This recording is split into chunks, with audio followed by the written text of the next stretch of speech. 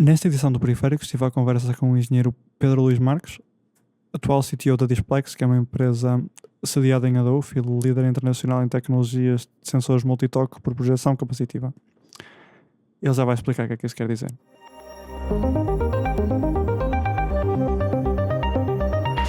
Boa tarde, Carlos. Exato. Assim só para começar, eu não sei se chamo de você, se chamo de engenheiro, senhor. Pá, trata-me por tu. Por tu? Ui, Sim. isso é difícil. É que, não sei, vai acontecendo que eu acho isso muito estranho. Há pessoas por quem eu tenho mais reverência, não é? E fica muito esquisito. Mas pronto, eu vou tentar. Pronto, quanto muito você, mas engenheiro não. Acho que estamos entre pares e não faz sentido. Então, se calhar eu faço-me bem. Se calhar eu começava por lhe perguntar como é que foi então o seu percurso académico. Esteve cá no Minho e antes disso tinha tido um curso de eletrónica, não é? De informática. Eu estive... Pronto, recapitulando então, eu sou natural de Mortágua, que é um concelho ali do meio do centro do país, na Beira Alta, distrito de Viseu. E eu no 10º ano fui para Tondela, ia para Tondela todos os dias, para o técnico profissional de informática. Foi onde eu realmente comecei a trabalhar, digamos assim, a aprender tudo o que tinha a ver com o mundo informático, alguns sistemas digitais, mas também alguma eletrónica. Numa das disciplinas que nós tínhamos era exatamente a montagem de circuitos digitais, portanto pegar nos flip-flops, pegar nas portas-AND, portas-OR, ir montando ali alguns circuitos básicos para perceber os conceitos. Depois, terminando o técnico profissional, candidatei-me à Universidade do Minho e entrei em 94 e fiz o curso, comecei a trabalhar cá em Braga e por cá fiquei. Isso faz exatamente há 30 anos. Não? Exatamente. E imagino que o curso na altura fosse muito diferente, não era de 5 anos a licenciatura? Ainda era licenciatura de 5 anos, mais concretamente eram 4 anos e meio de academia e depois meio ano era o estágio que estava integrado no próprio plano curricular. E estagiou em que tipo de coisa? Eu fui estagiar para uma empresa, portanto aqui em Braga, porque eu na altura ainda tinha 1 ou 2 cadeiras que ainda tinha que terminar e eu optei por continuar aqui mais perto para poder com mais facilidade terminar de facto essas cadeiras e melhorias e tudo mais. Pronto, e depois terminei as cadeiras e continuei a trabalhar na mesma empresa.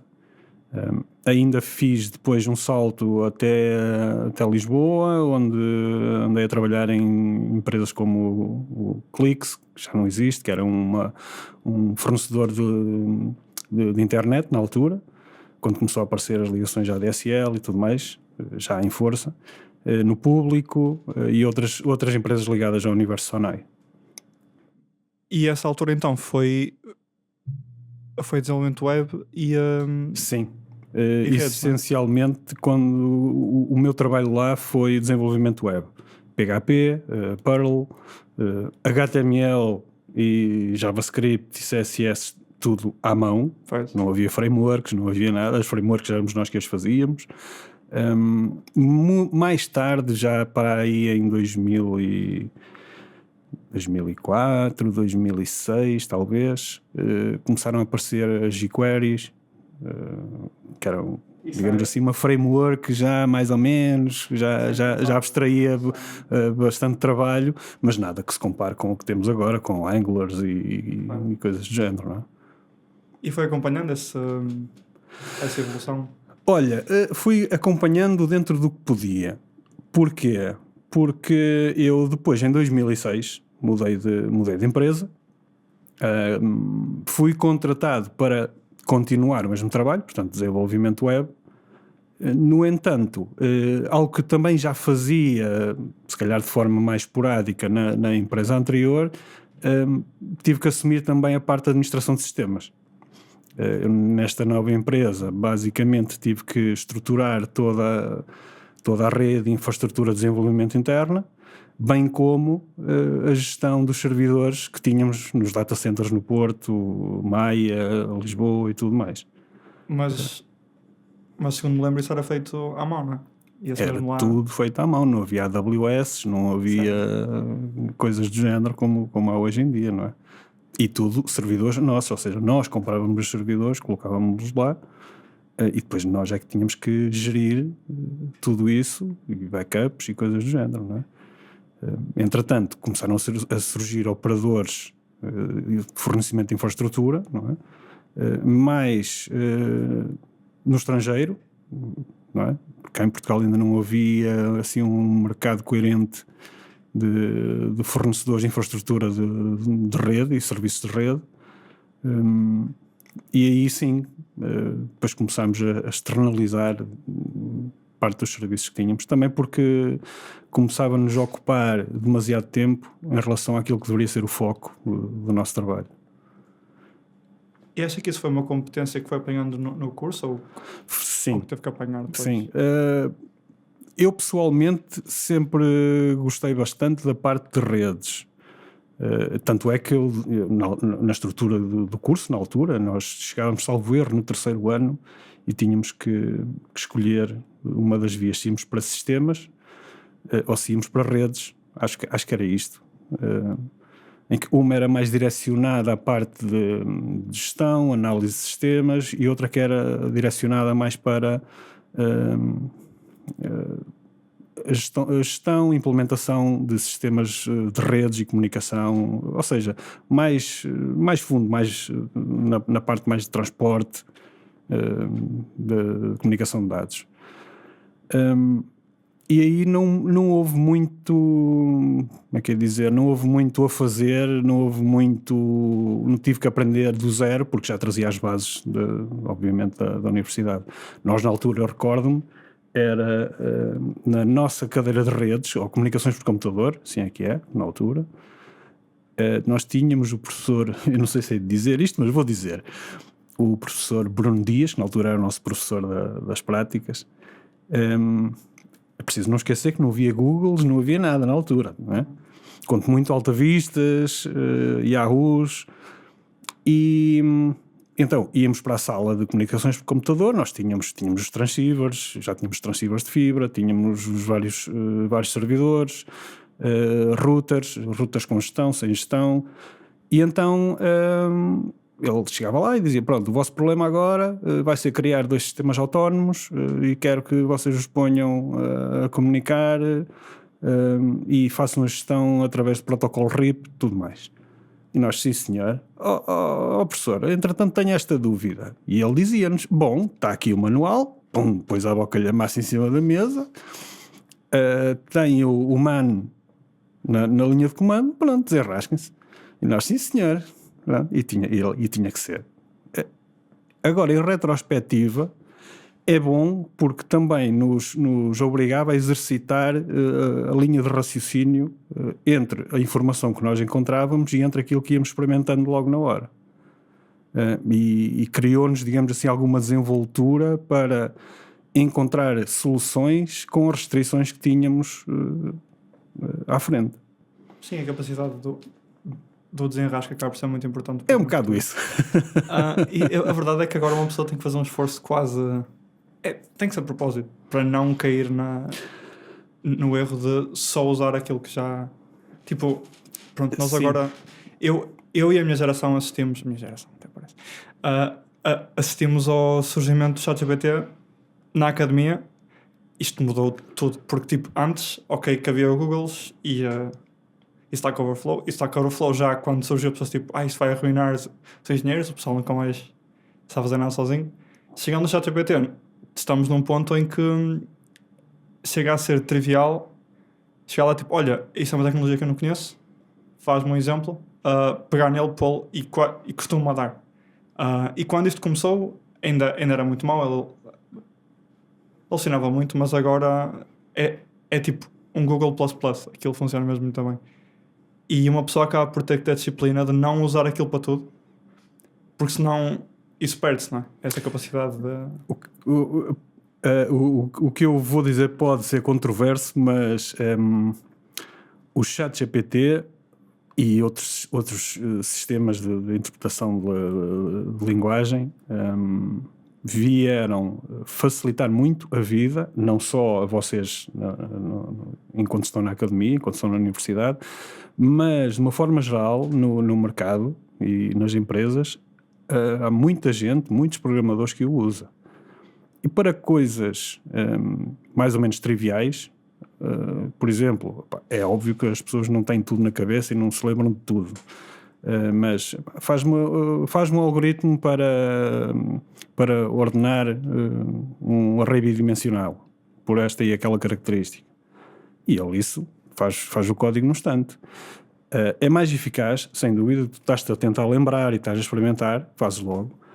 Mas, por outro lado, eu acho que é mau se tu, por vezes, não exercitares a tua capacidade de análise e raciocínio na implementação algorítmica. Com o tempo, tu vais-te tornando, o teu cérebro vai se tornando preguiçoso. Se adicionares depois a isso que quanto mais complexidade tu colocares no problema, ou ChatGPT ou o que seja, ele nem sempre te dá a solução correta ou mais correta, porque poderá haver contexto que lhe falta e que tu não lhe transmitiste.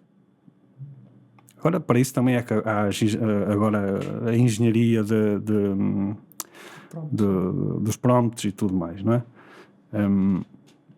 Ainda assim, o ponto-chave é tu conseguires transmitir muito bem qual é o problema que queres resolver, e nem sempre se consegue transmitir isso muito bem a um ChatGPT ou um Gemini ou o que seja.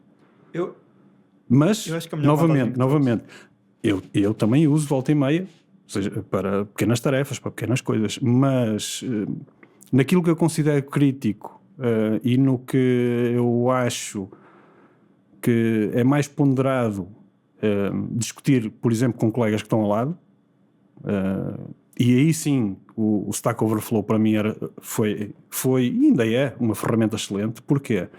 Porque tu não estás a copiar, ou meramente a copiar, se utilizares aquilo a fundo, não estás meramente a copiar algo que outro fez. Tu tens a possibilidade de interagir com outros pensantes, digamos assim, que ainda assim conseguem ter uma melhor capacidade de contextualização do que um sistema de inteligência artificial, por muito bom que ele seja. Neste momento, atenção. Acho que aí o Stack Overflow para coders é uma ferramenta excelente, e principalmente de colaboração. Coisa que no ChatGPT a colaboração não está implícita. Pronto, és tu com um sistema, mas não permite, pelo menos o ChatGPT às vezes não permite colocar mais uma pessoa ao barulho e discutir ideias, trocar ideias, como por exemplo o Stack Overflow o permite. Não é? Mas entretanto podem-se complementar os dois. É como o veneno da cobra, não é? Em demasia mata, mas na quantidade certa pode servir de antídoto. A gente com um bocadinho esta competência do desenrasque que se aprendeu no curso e cenas mais específicas, mas fez parte do Cesium na altura, nos seus primórdios, né? O Cesium faz, e a gestão letiva em 2025 faz 30 anos de existência, que é uma cena. E também gostava de perguntar, sendo agora CTO, não é? Sim. O que é que acha que foram as competências que eu fui angariando enquanto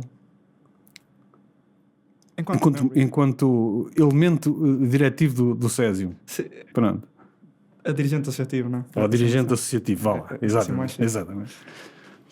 Ora bem, há algo que na altura ou imediatamente não me apercebi, mas depois, com o desenrolar dos anos, já fora do Cesium, foi algo que eu notei que pelo menos me deu as bases para a compreensão de gestão de equipas e como é que é dizer? A necessidade de existir também alguma hierarquia, embora que informal, mas alguma hierarquia, ou seja, por exemplo, quando foi necessário realizar as primeiras jornadas de sistemas, que foi o Césimo na altura, quando eu lá estava, eu, o Pedro Troia, na altura era o presidente, eu era o vice-presidente, fizemos então as primeiras jornadas de sistemas. Tinha que haver alguém, ou pelo menos um grupo, que definia a orientação da organização, do planeamento, depois de implementação e realização e tudo mais, que depois tinha que escorrer para o resto da estrutura, não é? Se fosse como é na praxe, não é? Cada um faz o que quer e tudo mais, como é costume, nunca iríamos ter um resultado como nós tivemos, ou seja, embora fosse a primeira vez, e confesso, o primeiro ano até foi mais de entretenimento do que propriamente ter uma componente muito séria, mas ainda assim houve a necessidade de haver uma coordenação, haver uma equipa que depois ia transmitir e pedia ajuda a outros, mas sempre com a orientação correta para termos o resultado final esperado. Isso depois, no mundo do trabalho, acaba por se verificar a mesma coisa. E quando tu depois começas a ter uma equipa à tua responsabilidade, são faculdades ou são competências que te vão ajudar e bastante. E a mim acabaram por ajudar.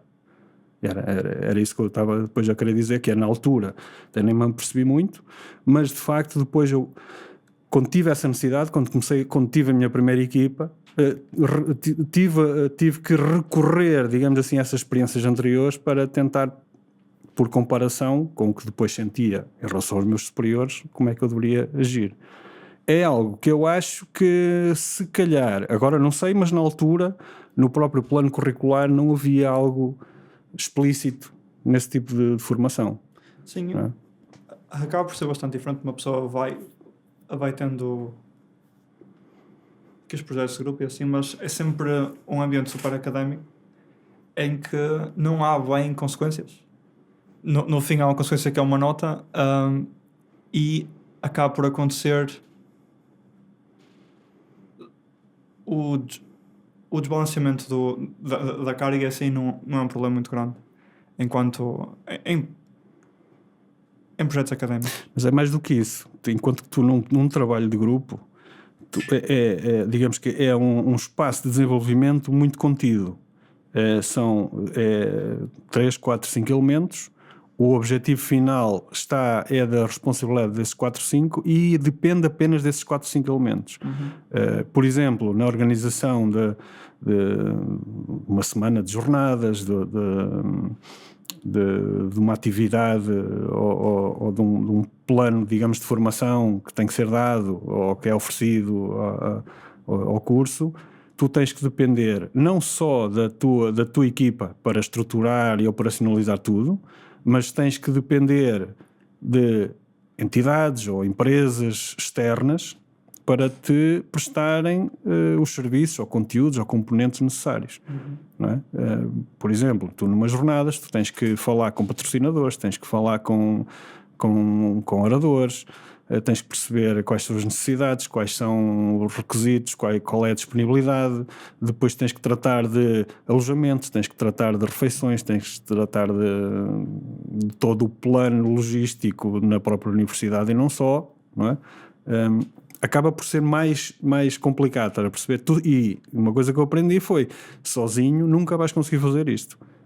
Vais sempre necessitar de ajuda de outros. E as pessoas não são todas iguais. Isso também, digamos, ajuda à festa.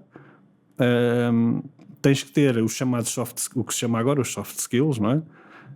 Tens que ter uma boa componente de soft skills ou digamos, competências sociais para depois poder trabalhar com isso tudo. Obviamente não vais ser só tu, mas se tu estás, digamos assim, no topo da equipa da organização, tu, acima de tudo, tens de ter essas competências e tens que as saber transmitir, e principalmente transmitir de forma muito clara qual é o objetivo de cada um, para que eles, apesar de lhes parecer descabido no contexto desse elemento único, ele ter a visão geral e que aí sim pode contextualizar melhor aquilo que vai fazer.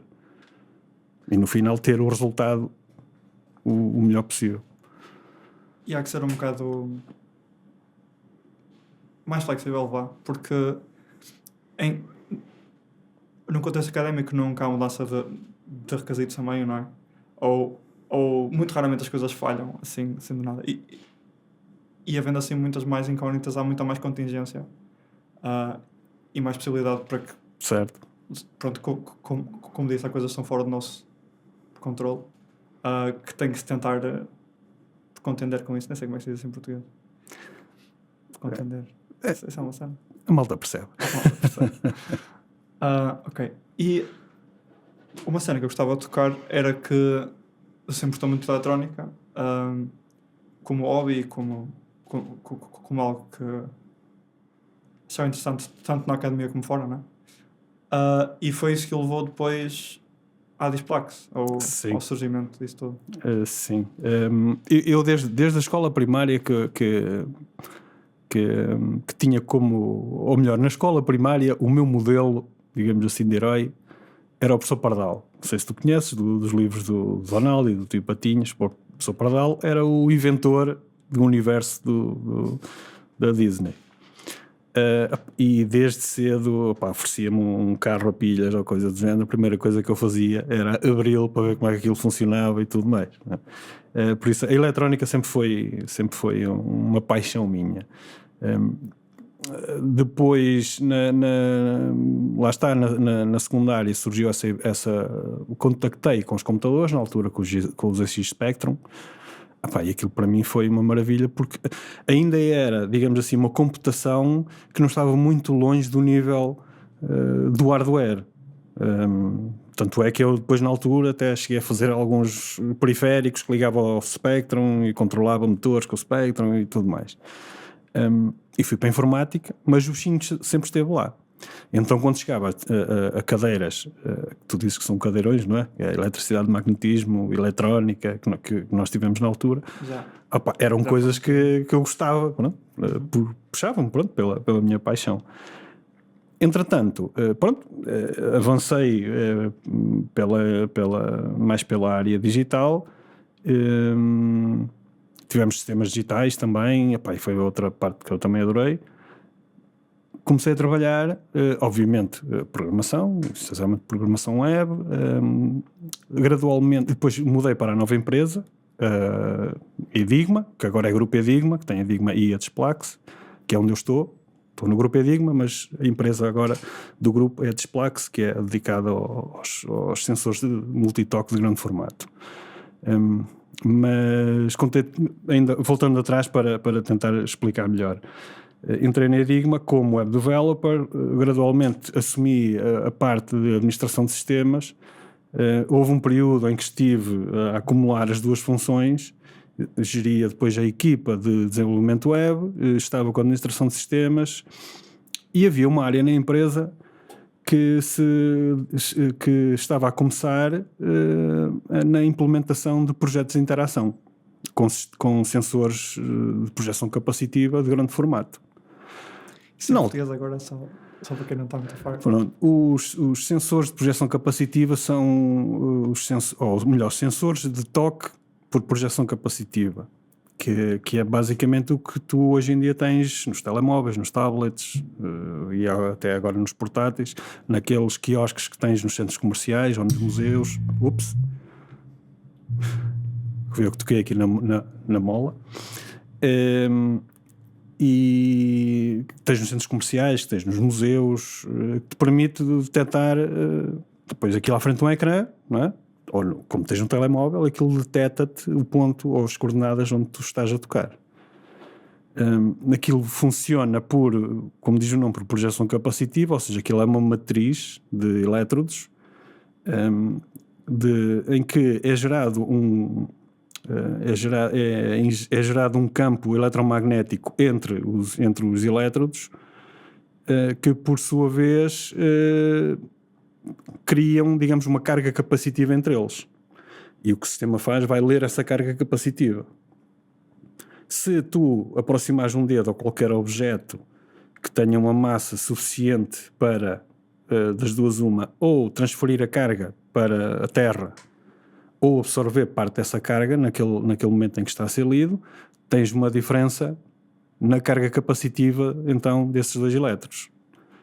E são essas alterações de carga que nós medimos e determinamos se aquilo é um toque ou se não é. Ok?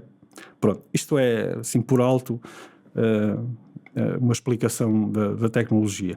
Há uma analogia que eu uso, que é, imagina aqueles repuxos como tens no Largo do Paço. Acho que raramente estará a funcionar, mas aquele repuxo tem aquela taça por baixo, não é? Depois tem o repuxo em cima e a água cai na taça. Tu, se não estiveres a tocar, digamos assim, na água, a taça está sempre com o mesmo nível de água, certo? Mas se tu colocares a mão ou o dedo na água que está a cair para a taça, divertes ou desvias a água e então já vais ter menos água na taça. Pronto, essa diferença que vai-te dizer se é um toque ou se não é. Ou se alguém mexeu no repuxo ou não, ok? Pronto. Eu então estava já na parte de administração de sistemas e tudo mais, e eu com esse meu bichinho, nós estávamos a usar um sistema lá está, de sensor e de controlador de outra empresa, julgo eu que era inglesa, e só que só dava um toque. Portanto, aquilo era de projeção capacitiva, mas como nós designamos, self-capacitance. Portanto, eles leem os elétrodos e isso só permite detectar um toque com 100% de certeza. Isto não pode, isto tem que ser possível detectar mais do que um. E então andei nos tempos livres, algum tempo também na empresa a pesquisar, a ver datasheets de chips, circuitos e tudo mais.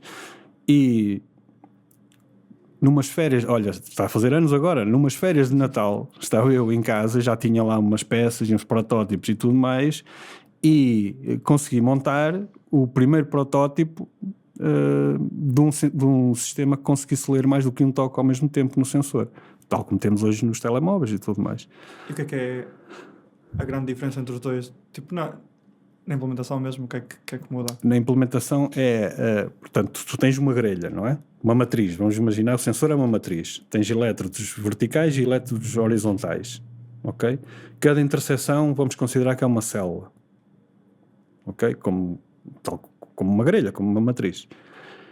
Na projeção de capacitância simples, ou self, vamos chamar assim, tu só lês a carga do elétrodo propriamente dito. Ou seja, tu tens elétrodos verticais e horizontais, no final vais ter um vetor vertical e um vetor horizontal. Ok? Tu, a partir dessa informação, se tiveres 2 dedos, vais ter 4 pontos possíveis. Certo? Pronto. E aí tu vais ter 2 pontos que são ghosts, ou ghost touches, como nós lhe chamamos. Na abordagem de capacitância mútua, que é a mutual capacitance, tu não lês os elétrodos verticais e horizontais. O que tu fazes é, tu injetas um sinal no elétrodo vertical e depois vais ler os horizontais. E aí vais ter um vetor para aquela linha. A seguir, injetas no elétrodo horizontal seguinte e vais ler outra linha. Vais chegar ao final e tens uma matriz de valores. Sim, é uma espécie tipo de varrimento, é como se fosse um varrimento, como se tinha nos monitores antigos, não é? E então, no final, não tens 2 vetores, tens uma matriz. E aí já consegues posicionar vários toques ao mesmo tempo. Ok? E foi esse o princípio que foi usado. Depois tínhamos outros desafios, que era a questão de ruído, porque estamos a falar de monitores, na altura eram 55 polegadas, que era o maior, mas agora já trabalhamos com 96 polegadas, 105 polegadas, coisas grandes. E há o maior inimigo dos sensores de capacitância, de projeção capacitiva, é o ruído emitido, seja pelo display que está logo ali ao lado, ou seja por outros sistemas que estão ao lado. E então aí desenvolvemos sistemas de leitura em modo diferencial, com normalização feita pelo próprio hardware e tudo mais, e que até hoje ainda é o nosso produto, digamos assim, mais vendido, se calhar não, mas que ainda nos paga as contas, digamos assim. Pronto, lá está. Também é importante. Isto também é importante entender. E então, eu quando lá apareci com aquilo, com o protótipo que fiz, lá está, nas férias de Natal, eles, força aí, avança com isso. E foi a partir daí então que comecei, ou praticamente acabou-se por criar ali a área de desenvolvimento de hardware, e então a partir daí foi, a partir da primeira controladora foi feita, avançámos também para a produção dos próprios sensores. Portanto, a deposição, nós usamos deposição de microfio para fazer as tais grelhas, os tais sensores, idênticos àquele que vimos lá em cima na sala de servidores do departamento. Aquilo ainda é uma versão pré-criação, digamos assim, da área de desenvolvimento de hardware na Displax. A Displax ainda era uma marca da Enigma, agora depois criou-se como empresa, e hoje em dia, para além do desenvolvimento dos sensores e produção desses sensores de microfio, temos também sensores de malha metálica, ou metal mesh, como nós chamamos, de nanofios de prata, ITO ou ITO, ou como queiras chamar, e outras controladoras, noutras arquiteturas que nós entretanto desenvolvemos, mas sempre para coisas grandes. O maior sensor, posso dizer que o maior sensor que fizemos até hoje, acho que foi de microfio e tinha cerca de 120 polegadas de diagonal. Sei quanto tem. É só, como diz o outro, é só fazer as contas. Por isso 120 polegadas vezes 25.4 dá 2 metros, 3 metros quase de diagonal. Isso é bastante. E pronto, e neste momento nós, para além do desenho de controladoras, temos também a parte do desenho de sensores, como é óbvio. Temos a produção dos sensores, em que tivemos que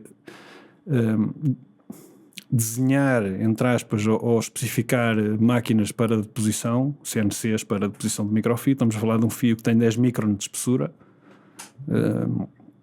que tem que ser depositado numa película que tem uma camada de adesivo transparente, e que não pode deixar marcas nenhumas, porque aquilo no final é para colocar à frente de um ecrã e não se pode ver nada. Foram desafios assim valentes, mas o maior desafio ainda foi desenvolver um sensor numa superfície esférica. Sim, e essa aí sim é que foi um desafio valente, mas conseguimos fazer. Sim, deixa de ser uma grelha, não é? É uma grelha, só que depositares numa superfície plana ou até depositares numa película para depois aplicar numa superfície cilíndrica, é simples, porque ela só dobra numa dimensão. Agora, quando tens que dobrar em 2 dimensões, há material que vai sobrar, mas não o podes cortar. Okay. Não é? Pronto, ou seja, tivemos que depositar diretamente na superfície esférica e usar, entretanto, polímeros e tudo mais para fixar os fios. Que era a aplicação prática dessa esfera? Qual era a ideia? Esta esfera foi, até posso dizer que a produção desta esfera até foi o que deu o impulso para depois nós começarmos a fazer os nossos próprios sensores, porque até aí nós não usávamos os nossos próprios sensores, mas isto foi um projeto que na altura a Enigma tinha contratado com um consórcio que estava a montar os iates para o dono do Chelsea, o Abramovich, acho que é assim que ele se chama, na altura. E eles queriam ter lá aquilo é uma semisfera, não é uma esfera completa, é uma semisfera, mas que tinha 1,8 metros de diâmetro, e que com projeção por trás, ou rear projection, ao projetar, digamos, o mapa da zona marítima onde eles estavam, eles podiam movimentar com as mãos, não é? E podiam ver, digamos assim, numa forma de globo, o mapa da zona por onde estavam a navegar. Pronto. É giro. Deu bastante trabalho. Foram noites que nós passámos ali para cumprir prazos, para encontrar soluções para os problemas que nos surgiam, mas deu-nos um aporte, digamos assim, significante para depois conseguirmos avançar para a produção de sensores e tudo mais, que até hoje é o que nos distingue. Uma tarefa dessas, como é que se decide a time frame de uma coisa dessas? Porque imagino que lá está, não dá para saber a priori o que é que vão ser os desafios, não é? Que surgem com uma coisa dessas. Como é que se decide o tempo que isso demora? Muito sinceramente, com duas coisas. Primeiro, fazer o trickle down das subtarefas, ou seja, definires tens o problema final, é preciso fazer esta esfera, ok? O que é que nós precisamos para isto? Nós primeiro temos que depositar o fio, mas não podemos depositar em película, porque a película não vai colar corretamente na esfera, não é? Nem a podemos cortar, logo temos que fazer a aplicação direta, ok? Ora, mas isto para a aplicação direta temos que pensar num sistema de posição a 3 eixos, tem que ser X, Y e Z. E ela tem que subir e descer e tem que perceber se está no sítio, já está no sítio correto ou não. Você tem que ter pontas de prova na própria cabeça de posição para saber se sobe ou desce. Tem que haver programação da própria CNC também, e de forma mais ou menos dinâmica. Mas como é que vamos segurar o fio? Tem que ser com algo que depois com a projeção não se note que lá está. Isso também tem que ser transparente. Ok, então temos que falar com fornecedores de epóxis ou colas ou coisa do género que nos faça isso. Boa. E depois, isto vai ligar tudo onde? Vai ter que ligar à parte do FPC, à controladora, certo. Então vamos ter que fazer o controlador e quantos canais são precisos? Depois daí, ok, temos firmware. Como é que se faz a calibração geométrica numa coisa destas? A calibração geométrica é tu acertares o sítio onde tocas com a projeção, ok? Que isso, qualquer sistema de toque ou com qualquer sensor de toque, mesmo nos telemóveis, tem um algoritmo de calibração por trás. E tudo isto então é dividido nestas várias componentes, e depois há umas que já estão mais controladas ou totalmente controladas, não é? Também com a experiência nós vamos adquirindo esse conhecimento. Há outras que, sendo totalmente novas, é onde vem a maior incerteza. E é isso que te diga, nós definimos um período logo inicial para as chamadas provas de conceito, onde nós vamos testar algumas teorias que surjam para poder resolver esses problemas com maior incerteza. Com o objetivo, fazemos essas provas de conceito para diminuir a incerteza, não é? E então aí sim lá está, é o fator cagança aqui a entrar, que é bom, isto nós vamos optar por este caminho e nós prevemos que vamos necessitar de 1 mês, 2 meses, 1 semana, o que seja, para fazer. Se for preciso mais tempo, pronto, aí vamos ter que retrabalhar a timeline, mas não seja despachar. Logo o que se faz é tentar reduzir o tempo noutras tarefas para poder compensar aquelas. Quanto muito, ter que renegociar, digamos assim, os tempos. Esta parte da renegociação depende muito de como tu trabalhares vamos lhe chamar cliente, em relação a essa incerteza, logo no início. Se nós dissermos, bom, sim senhor, isto nós agora vamos ter que perceber como é que isto possa ser implementado, para lhe darmos uma estimativa mais certa, nós vamos necessitar aqui de um mês, 2, que seja, para fazer alguns testes e provas de conceito, e aí podemos fechar depois melhor a timeline. A maior parte das vezes o cliente diz: não, eu preciso disto nesta altura. E nós temos que nos desenrascar. Sim, temos que encontrar soluções.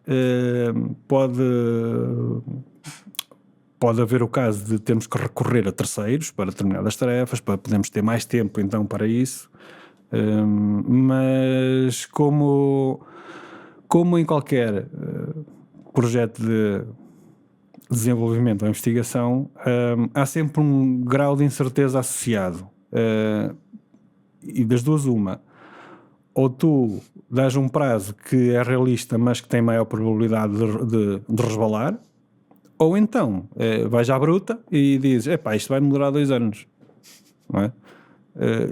E a probabilidade do cliente se recusar e ir para o outro lado é maior, não é? Ou então aqui um meio termo, que és transparente com o cliente, dizes: está aqui um desafio, há aqui alguma incerteza, qual é realmente o prazo até onde nós podemos ir? Nós prevemos que isto consiga ser feito em X tempo, mas pode ser mais 2 ou 3 meses, está ok?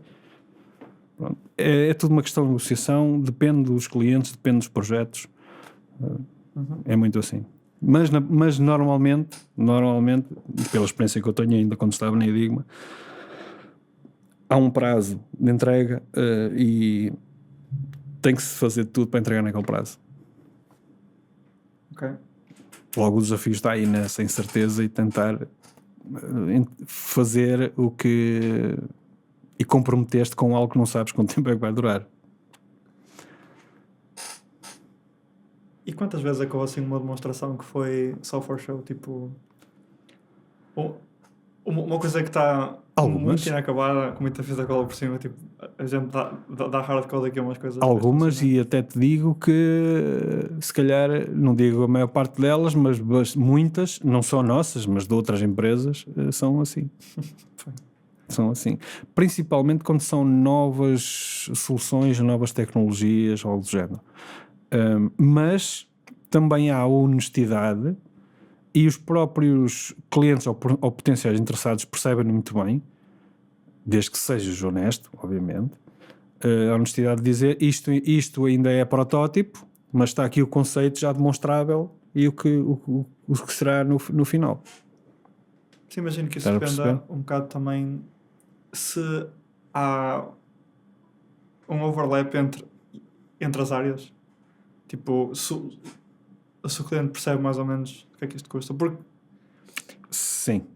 Eu já senti a fazer alguns projetos assim, diga-se de freelance, em que parecia que o pessoal estava à espera que uma pessoa tivesse uma coisa que para eles parece simples, não é? É só uma coisa que faz. Mas não é fazer no Word? Isso faz-se no Word, não está? Não faz-se no WordPress. Isso... não, é só fazer um site no Wix, não é? Eu também passei por lá, consigo na parte do web development, e no que diz respeito a tecnologias ao público geral, digamos assim, isso verifica-se mais. Nomeadamente, tu desenhares e implementares um sistema em cloud ou um site web, por exemplo. O típico cliente, digamos assim, não tem sequer a formação técnica mínima para perceber o que é que está lá por trás, quanto e muito menos o tempo que demora a fazer aquilo, não é? Neste caso, neste caso nas Splax e naquilo que trabalho agora, na parte do hardware para sistemas multitoque de grande formato, o nosso produto não é um produto final, é um produto de integração, é um componente. Pronto. Basicamente o que nós fazemos é um componente para integração. E os clientes que nos compram já têm o conhecimento técnico para saber o que é aquele componente, como é que se instala, pelo menos de uma forma geral, e como é que ele funciona. No que diz respeito ao desenvolvimento de projeto, ou seja, algo completamente diferente ao que é o produto, porque nós fazemos a distinção entre produto e projeto.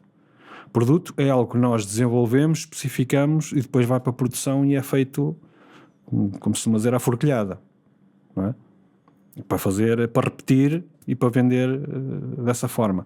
Um projeto quer dizer que tem características que fogem às características de base do produto. Por exemplo, nós temos sensores que são círculos. Nós temos sensores que são elipses, temos sensores que são trapézios, temos sensores que são triângulos, temos sensores que têm um buraco no meio, por exemplo. E isso são tudo projetos, porque tem que haver uma programação específica para que depois na produção aquilo possa ser feito e depois as próprias controladoras têm que ser configuradas para poder lidar com esse tipo de sensores. Mas esses ainda são dos mais simples. Há outros que nós temos que desenvolver uma controladora, ou quase uma controladora de raiz. E aí temos que perceber quais são os requisitos do cliente,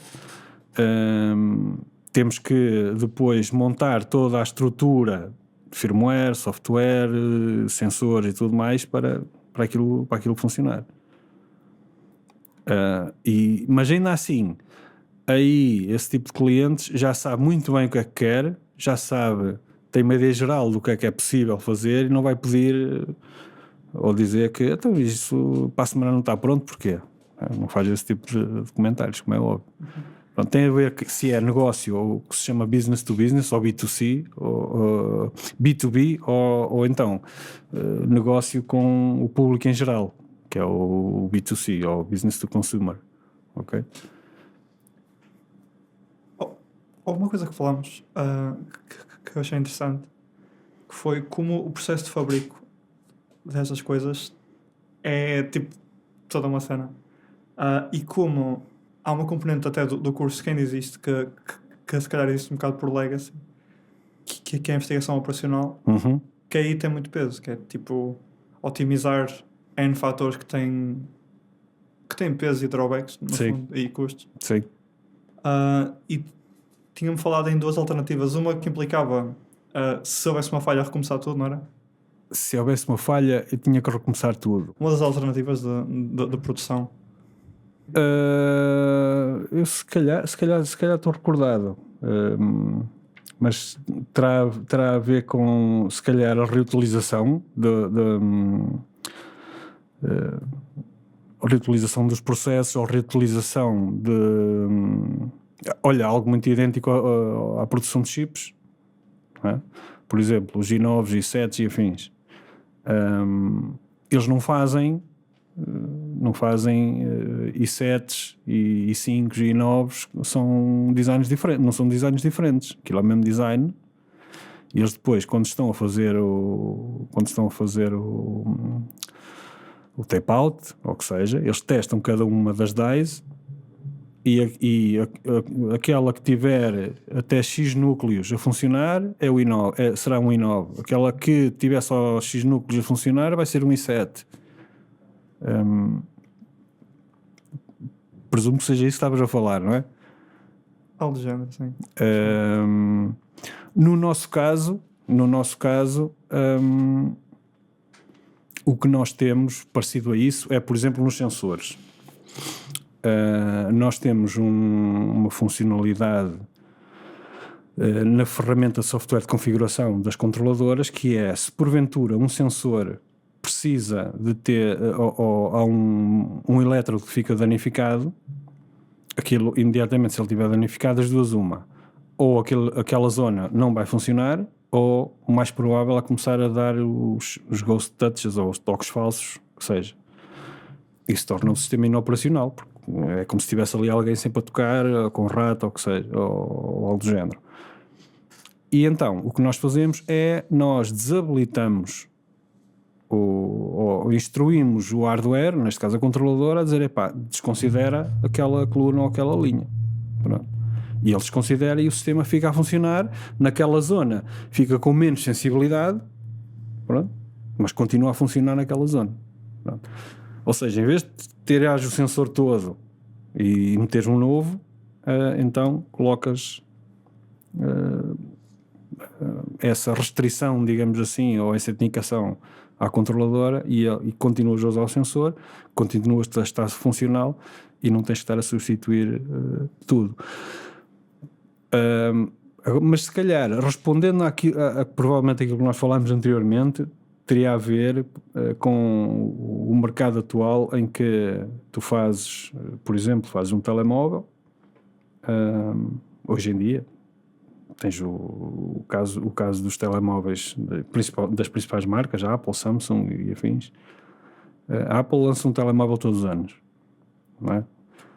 Não há uma reutilização, pelo menos explícita, de material. Lanças, tu compras e o outro antigo ou vendes, aí sim haverá uma reutilização, mas na prática é compra, deita fora, compra outro, deita fora, compra outro, deita fora. Se era por aí que estavas também a tentar falar, eu penso que nós falámos qualquer coisa deste género também. Hoje em dia poderia existir mais reutilização do que, e se calhar menos produção, digamos assim. Mas isso são problemas de mercado e de sistema de mercado e afins. As empresas têm que faturar, têm que fazer dinheiro e tal, têm que apresentar lucros. Mas isso é outra conversa. Não sei se adequou. Mas agora não sei se era, porque eu agora também não me estava a recordar do que é que, não, acho que estamos a falar que tinha sido. Tinha falado de 2 processos de fabrico diferentes do produto, de um ecratado e um fundo da componente que vocês fazem, e tinham dito que, havendo uma falha a meio do processo, havia uma alternativa que era recuperável e outra que não.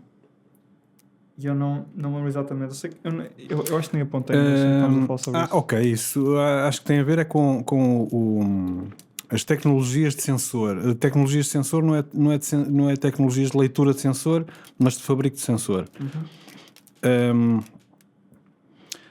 Por exemplo, o tipo de sensores que nós temos são sensores em filme que são aplicados em cima ou num vidro, que depois é colocado à frente do display, ou então é laminado no vidro e colado ao display. Pronto.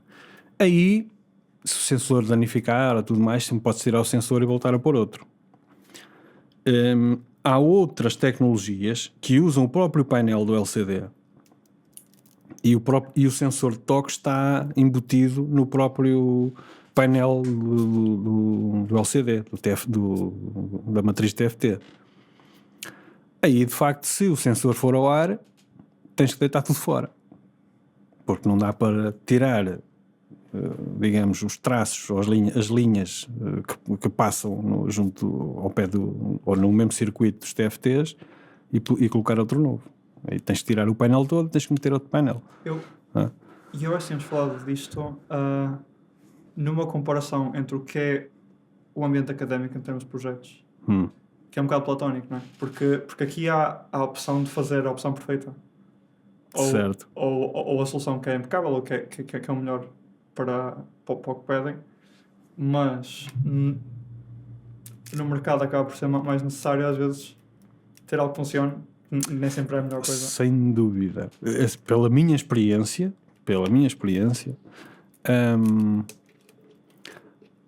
há uma tendência, principalmente quando nós saímos da universidade, de que, e nós somos instruídos, e bem, no meu caso, na minha opinião, nós somos instruídos a fazer as coisas com método, de acordo, digamos, com uma ordem que faz todo sentido, que é especificar o problema, levantar uma hipótese de desenvolvimento e depois desenvolvê-la, não é? E o que acontece na prática nas empresas é que, ok, há um problema, quais são as soluções para isto? Apresentam-se as várias soluções, posso fazer uma análise SWOT, por exemplo, e a partir dessa análise SWOT determina-se, ok, vamos por este caminho, mas há sempre um mas, não temos tanto tempo para isso, ou não temos o dinheiro necessário para isso. E é aqui então que entra a engenharia, não é? Que é, ok, então se o problema a resolver é este, os requisitos e necessidades para o implementar de acordo com a solução identificada são estes, mas não temos ou orçamento ou não temos tempo, o que é que vamos fazer aqui? E muitas vezes é isso que é esse que é o maior desafio, é implementar a melhor solução dentro de requisitos que os mais importantes acabam por não ser os técnicos, mas sim os temporais ou financeiros. E que, na minha opinião, e eu era a mesma coisa quando saí da universidade, não há uma compreensão, digamos assim, muito grande dessa realidade fora da academia ou fora do mundo académico. É que lá fora, no mundo empresarial, a parte técnica é muito bonita, é impecável e é invejada para mostrar inovação, para mostrar soluções, mas no final o que conta é o tempo de entrega e quanto é que vai custar. Porque a melhor solução ou a solução mais perfeita custa o dobro do que aquilo, ou o triplo do que aquilo que o cliente está disposto a pagar, não vale a pena então fazer. Não é? Era isso que eu queria tocar, porque é uma parte da engenharia que uma pessoa não... Eu pelo menos não tinha bem essa ideia. Vai havendo, sei lá, esse tipo de sensibilização no curso, mas às vezes... Vocês não têm engenharia económica? Ou não? Nós tínhamos uma disciplina de engenharia económica. Eu falei nisto contigo. E que às vezes ficava com a sensação que até a própria estrutura do curso desconsiderava ou não lhe dava a importância que eu agora acho que deveria dar. E de facto é algo que eu sinto que era uma carência minha, mas acho que é uma carência de toda a gente que saiu e se calhar ainda sai, é exatamente não ter esse treino ou não ter essas noções de que a implementação de um projeto no mundo empresarial, a parte técnica obviamente é importante, conseguir perceber um problema e arranjar a melhor solução e a mais inovadora para esse problema, porque isso traz valor, mas no final, principalmente se estiver a trabalhar para um cliente que tem como requisito ou um mercado que estipula muito bem qual é o valor máximo que está disposto a pagar pela solução daquele problema, independentemente da inovação ou o que seja, isso são fatores que têm que entrar em conjunto com os fatores técnicos. E é algo que eu acho que, pelo menos na minha altura, não se passava bem esse treino de conjugar as duas coisas e trabalhar as duas coisas na descrição ou na definição da solução de um problema. E eu sinto que enquanto informáticos somos um bocado puristas, em que o que interessa... Eu não sei se é só informática ou se é engenheiros em geral, mas no fundo o que nos interessa é o código e interessa-nos a solução, e isso se calhar é uma sensibilidade que não está tão presente até uma pessoa ter que o fazer, de facto. Sim. E ter que sentir. Apesar que, ainda assim, hoje em dia, como em 20 anos, digamos assim, a área da informática evoluiu tremendamente. Tanto é que, por exemplo, no meu tempo havia programadores e havia administradores de sistemas, quanto muito. Pronto. Tu agora, nos administradores de sistemas, tu tens DevOps, tens administradores de sistemas propriamente ditos, tens os técnicos de redes, né? E dentro da programação ou da parte de software propriamente dita, tens, antes ainda tinhas os full stack developers, mas agora já nem isso, porque já tens uma área dedicada a front-end, tens uma área dedicada a back-end, tens uma área dedicada a base de dados, tens uma área dedicada, eu sei lá, tens várias especialidades, mas que fazem sentido, porque a complexidade que entretanto foi criada com infraestruturas, com frameworks diferentes, serviços que na altura não existiam, nem o conceito sequer existia, microserviços e coisas assim do género, levaram à necessidade de criar essas áreas de especialização, não é? E então, novamente a questão de existir a hierarquia, embora possa não ser tão formal, não seja necessário haver uma formalidade nessa hierarquia, mas tem que haver uma hierarquia de funções em que tem que haver alguém que vai mostrar ou descrever a função de cada um dentro do objetivo final. Gestores de projetos, por exemplo, arquitetos de sistemas. Esses aí é que depois têm que passar aos programadores e dizer: olha, eu quero isto e quero aquilo. Isto tem que ser feito desta forma, isto tem que ser feito daquela, porque depois isto vai ter que comunicar com aquilo que aquele outro vai fazer. Não é? Não tem que ser o programador, digamos assim, da API que tem que saber quem é que vai usar a API. Correto? Ele só tem que desenvolver de acordo com a definição, digamos assim, da API que lhe foi entregue para implementar. No entanto, ele tem que perceber que ele, olhando para aquela definição, diz: epá, eu vou fazer isto para fazer direitinho, de acordo com os protocolos e standards que estão definidos e de acordo com aquilo que aprendi na universidade e caraças, vou precisar de 2 meses. Não, só tens 1 mês para fazer isto.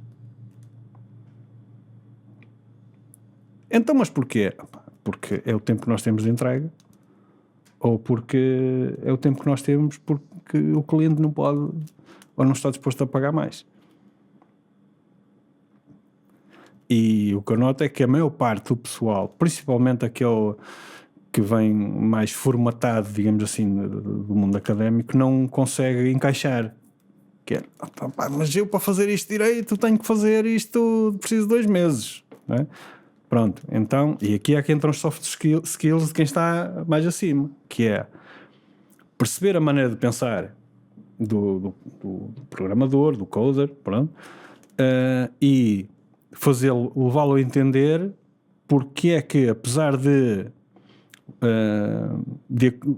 acordo com as regras, ou by the book, que seriam 2 meses, mas o coder vai ter que arranjar a solução para implementar o que está descrito na especificação do projeto em menos tempo. Tem que reutilizar código, tem que, se calhar, documentar de uma forma mais expedita, tem que entregar em sprints, digamos assim, mais apertados. Logo,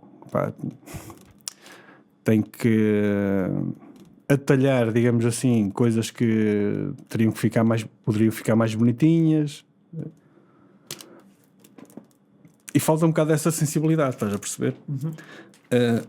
É algo que, e acho que é algo que disciplinas como engenharia económica, mas se calhar não era engenharia económica, era algo, uma área, uma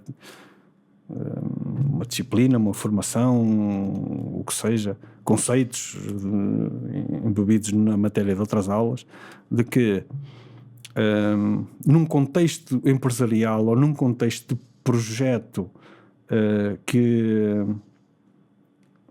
no mundo real, para além dos requisitos técnicos, há outros requisitos que têm tanto ou mais peso exatamente nesse contexto de empresa ou de relação empresa-desenvolvimento versus cliente. O cliente tem um requisito que necessita daquele requisito, tem um objetivo que tem aqueles requisitos técnicos que têm que ser cumpridos, mas tem outros requisitos para além dos técnicos. os não funcionais. Exatamente. Nós vamos os tendo requisitos não funcionais. isso no curso, mas isso é uma coisa que por acaso nós todos... Mas se calhar não lhe dão o ênfase que deveriam dar, Exato, não é? eu não sei se eu posso dizer isto, mas nós todos desgostamos desse tipo de cadeira, mas se calhar também vem do quão difícil é avaliar uma coisa dessas. Porque no fundo o que se quer, eu imagino que enquanto docente que quer ensinar isso às pessoas, o que se calhar era relevante era tipo, ok, vocês temos que simular aqui uma circunstância empresa-cliente, não é? Em que alguém quer alguma cena, tem um time frame, vocês têm que dar no fundo um documento de requisitos em que fica presente aquilo que vai ser feito, aquilo que tem que ser feito. E se calhar a skill, aquilo que é importante de avaliar, estaria em quanto é que se consegue cumprir aquilo que foi acordado no tempo que nos é dado. Mas tem piada, porque isto depois surge um sofrimento que surge o facto de eu agora estar na terceira fase, que é a fase de implementação dessa cena. Estou a ter uma cadeira desse género. E que vou ter que passar o Natal a bater código, como já é tradição. Exatamente. Há 4 anos. Mas a forma correta, e é isso que nós, pelo menos lá na Edigma e Displax, tentamos sempre fazer. Na Edigma nem tanto, porque a Edigma está mais sujeita aos prazos que já estão na lista de requisitos do cliente, mas no nosso caso, por exemplo, nós verificamos que o mercado está a pedir por uma controladora mais simples, logo, leia-se, mais simples, mais barata, mas que tecnicamente tem requisitos também mais baixos, mas tem que ser para ontem. É sempre assim. E então aí o que nós fazemos fazemos o levantamento de quais são os requisitos técnicos ou funcionais e quais são os não funcionais. Nomeadamente, qual é o preço médio de mercado até onde pode ir o produto. Depois é feita a análise a partir daí. Isto a ser bem feito, isto tinha que levar aqui um AFE de 64 canais, mas e temos a solução para isso, mas essa solução fica-nos o dobro do preço. Não pode ser, descarta. Pronto. Então temos que procurar outra. E levamos esse tempo de análise e acabamos por assumir, a equipa de desenvolvimento, neste caso, a minha equipa acaba por assumir, o menor tempo possível que nós conseguimos para entregar uma solução são 2 meses, 3 meses, que terá, digamos, estas características funcionais.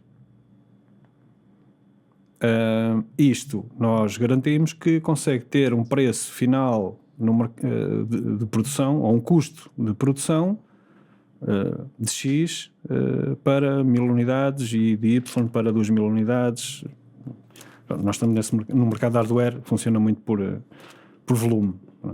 Quanto maior volume tu produzires, mais barato consegues produzir. E depois, claro, apresentamos isso ao nosso cliente, que neste caso o nosso cliente é a direção técnica e administração, que diz, sim senhor, ou então, mas se dermos mais 3 meses conseguimos ainda reduzir isto mais, vamos analisar e já volto. Mas pelo menos, e agora falo pela minha experiência, ou melhor, pela minha equipa e pela minha experiência profissional atual, aí o que eu faço é volto novamente à equipa, discutimos entre as várias competências na equipa, hardware, firmware, software e serviços de cloud, qual é, dentro daquela alteração de requisitos ou abertura ou de requisitos, ou troca de requisitos, até onde é que podemos ir, ou até o que é que podemos tirar de um sítio para colocar no outro. E funciona, mas posso dizer, funciona muito assim, quer na Displax, quer noutras empresas, dependendo agora do contexto e dependendo do cliente final. Lá está. Há aquele cliente final que, lá está, não percebe porque é que não fazes o site numa hora no WordPress, não é? Com microserviços e transações e coisas do género, mas tu numa hora. Pois é isso. Pronto, Porque o sobrinho faz aquilo no Word, cara. Não? Por acaso houve uma desse género. Essa era a anedota entre nós, na altura que ainda programava em web, que houve uma empresa de desenvolvimento web, não? Que houve um cliente que tinha um negócio qualquer, chegou lá e não sei o que e tal. Pá, isto agora é moda, eu quero fazer o site para a minha empresa. Bem, pronto. Então, e pronto, quanto tempo é que vocês levam? Quanto tempo é que se leva? Olha, isto vai-nos demorar para aí 3 meses ou coisa do género. São 5.000, 6.000, 7.000 euros. O quê? Mas o meu sobrinho já fez algo parecido no Word. Foi uma manhã que ele fez isso. Então, e vocês 3 meses? Estás a ver? Sempre cá coisas que não são. Ou que se calhar não se nota. Género, um protótipo pode ser bonito à frente, mas depois há muito pouca garantia de que ele funciona bem, de facto. Isso é um custo que as pessoas se calhar não percebem que existem, que é, ok, sure, que a gente pode fazer funcionalidade, mas isto não foi adequadamente testado uma manhã. Exatamente. Pode haver edge cases que a gente não contemplou e já não, isso não. Nós, pelo menos lá nós na Displex, não fazemos isso. Nós já fomos para feiras em que levámos protótipos, declaradamente protótipos, mas não eram protótipos de provas de conceito, já eram protótipos. Nós vamos para feiras, a levar protótipos para feiras já tem que ser protótipos que nós chamamos Release Candidate. Pronto, já são os protótipos finais de produto, se é que se pode dizer tal coisa. Mas é algo que já está na fase de refinação. Quando se diz fase de refinação é limar arestas, por exemplo, para facilitar determinados processos já em produção, ou para até eventuais reduções de custos, de mudar este componente que é mais barato que aquele, mas tem a mesma função e vai fazer exatamente a mesma coisa. Já é nessa fase. Mas isso é normal. Fazemos nós, fazem outros também no setor, fazem a mesma coisa. Porquê? Porque aí o importante não é o produto final em si, não é vendê-lo logo no dia a seguir. Isso seria ótimo, não é? Vendê-lo logo no dia a seguir. Mas há oportunidades de mercado, ou oportunidades no mercado, que são sazonais. Nomeadamente as feiras. As feiras de exibição de tecnologia, como é, por exemplo, a ISE, neste caso, no nosso caso, que é agora em fevereiro, ou início de fevereiro. E nós já sabemos, se temos alguma inovação, estamos a desenvolver alguma inovação, temos que apontar para fevereiro para a mostrar. Muitas vezes acontece é que em termos de produto e produção ainda não está fechado. E chegamos lá então com o protótipo. Mas normalmente o que lá chega já será praticamente o produto final. Não terá as etiquetas de número de série, coisas assim do género. Pode haver alguma coisa em termos de cor da caixa ou do controlador, ou o que seja, que é diferente. Mas o essencial da solução é aquilo que lá está. Uhum. Não vamos com protótipos de conceito. Não, isso não. E entramos agora na parte mais leve da entrevista, que a gente reserva para assim questões mais triviais, mais simples. Eu tinha poucas aqui de lado. Tinha uma, ou eu se me lembro de mais alguma enquanto a gente estava lá. Certo. A primeira seria: o que é que foi a cadeira favorita no curso, na altura, em LSI? Cadeira favorita. Olha, opá, lá está. Gostei de eletrónica. Uhum. Gostei de sistemas digitais porque misturava um bocado ou ia bastante, como disse há pouco, à parte do hardware em si, porque embora de forma simplista tinha aquela parte de mapas Carnot, não sei o quê, tudo isso, E o professor também acabava por focar um bocado na parte da produção de chips. Chegámos a fazer desenho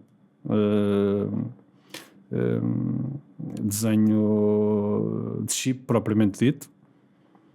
Não produzimos o chip, mas fizemos o desenho.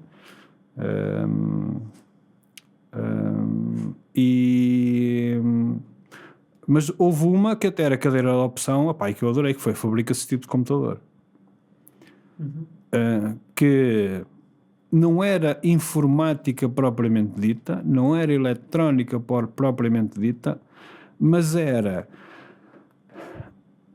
uma cadeira onde os desafios eram muito parecidos. Olha, aquilo que o professor Pardal fazia nos livros do Tio Patinhas, tinha um problema, então tinha que arranjar maneira de resolver aquele problema, não necessariamente eletrónica, não necessariamente informática, muitas vezes era um problema de mecânica, que era, por exemplo, havia um problema típico nessa cadeira, que é, tu tens nos automóveis, tens uma peça que é onde estão os fusíveis do sistema elétrico. Aquilo tem vários slots, não é? E depois tens os fusíveis, uns de 1 ampere, outros de meio ampere, outros de 2 amperes, e depois tem um mapa de acordo com cada um deles em que posição é que fica. E depois ao lado tens a caixa com os fusíveis propriamente ditos. Tens uma caixa de fusíveis de 2 amperes, uma caixa de fusíveis de meio ampere e tudo mais. Aquilo é despejado, pode ser despejado, por exemplo, para dentro de umas tremonhas, mas basicamente o problema que tinhas que resolver era concebe um sistema que, tendo os fusíveis fornecidos desta forma e tendo as outras peças fornecidas desta forma, que no final eles sejam colocados no porta-fusíveis, que é o produto final. Então, tu tinhas que descrever e eventualmente até desenvolver a forma como tu pegares nos fusíveis, tu orientares os fusíveis para eles virem sempre na mesma orientação, na mesma posição, para depois um robô pick and place pegar neles e colocá-los no sítio. E se eles vierem de forma contrária, ele tem que ser rejeitado e tudo mais. Essa parte eu gostei porque, lá está, envolve não tanto a parte de programação, mas mais a parte física, a parte de hardware, que foi sempre aquilo que eu gostei. Eletrónica, hardware, a parte eletromecânica e tudo mais. E gostei dessa cadeira. E como tu tens um dual, então o que é que foi tipo o projeto ou a cadeira mais penosa e gostou mais a cadeira mais penosa? A cadeira mais penosa. Opa, é assim, na altura os cadeirões eram análise matemática 2, análise matemática 2, acho eu. É isso? Eu estou a dizer no geral, as que consideravam cadeirões. Alguns era matemática discreta, também tinham assim problemas com isso. E outros eletricidade e magnetismo, que para mim foi se calhar das cadeiras mais fáceis. Para mim, concretamente, não sei se foi análise 2, mas aí foi por culpa minha, porque eu tinha os meus pais disseram-me assim: tens 5 anos para fazer o curso, nós pagamos de 5 anos, depois disso estás por tua conta. E eles estavam, sim senhora. E chegou um ponto em que a análise 2 perdi o comboio, ou deixei a ficar um bocadinho mais para trás, e a partir daí matemática é assim, se tu descuidas, se não segues sempre certinho, depois tens mais dificuldade para apanhar. E não é que seja difícil, perdi foi aquele andamento da matemática que depois me custou mais, tendo em conta que tinha como objetivo chegar ao final do 5º ano e ir para estágio. ou no quinto ano ir logo para estágio. Tu na altura só podias ir para estágio se tivesses 2 cadeiras, salvo erro, ainda por terminar. Se tivesses mais, não ias para estágio. Ok? Ou seja, não é que fosse difícil, foi mais porque tinha que optar entre fazer umas ou fazer outras, e então deixei-a para trás, mas depois custou-me mais. Mas matemática discreta tive também a dificuldade, mas de resto não estou a ver assim. Basicamente, se uma pessoa estudasse certinho, não tinha grande problema a fazer o curso. E com esse percurso que teve e a posição que está agora, surge uma questão de se em termos de média ou em termos de notas na altura era assim alguma coisa de excepcional. Quem eu? Sim. Não, de todo. Sim, acho que isso é uma coisa que é importante. De todo. Se a minha média é alguma coisa de excepcional, não, de todo. E percebendo o que é expectável. Mas muito também por causa disto que eu expliquei. Sim. O meu objetivo, eu tinha um objetivo maior do que ter a melhor média do mundo. E eu, para poder cumprir esse objetivo, tive que sacrificar, digamos assim, ter uma melhor média. Pronto. A necessidade de ter que fazer cadeiras, e houve uma altura que eu tinha, atenção que eram semestrais também, estamos a falar de cadeiras semestrais. Na altura havia um mix entre cadeiras anuais e semestrais, e houve uma altura que num ano tive cerca de 16 cadeiras. Pronto, ou até mais, já não me recordo. E para conseguir, digamos assim, fazer as cadeiras para transitar de ano, não pude dedicar tanto a cada uma delas como gostaria. Sim, sinto que isso é uma skill que eu espero que tenha algum cabimento no mercado, que é tipo a capacidade que uma pessoa angaria de chegar àquele fim de semestre e dar lock-in, como diz a minha geração. E pronto, e fazer tudo o que tem a fazer e ficar feito. Mas imagino que tenha um paralelo em, ok, este projeto tem que acabar. Há uma deadline que é assim dura, por isso há que não termina a noite. E depois lá fora, tal como expliquei agora durante a entrevista, é muito isso também, que por muito que gostaria de fazer aquilo direitinho e ter o trabalho mais perfeito, a nota mais perfeita, eu vou ter que fazer, não é só isto que eu tenho que fazer 2 ou 3 e tenho que entregar este naquela altura, este naquela e naquela, e não pode estender. Sim, se calhar nessa medida tipo a academia é o tal balanceamento, o tal trade-off entre queres o ótimo ou queres o perfeito versus aquilo que temos disponível para entregar e o tempo que o cliente pode esperar para que seja entregue.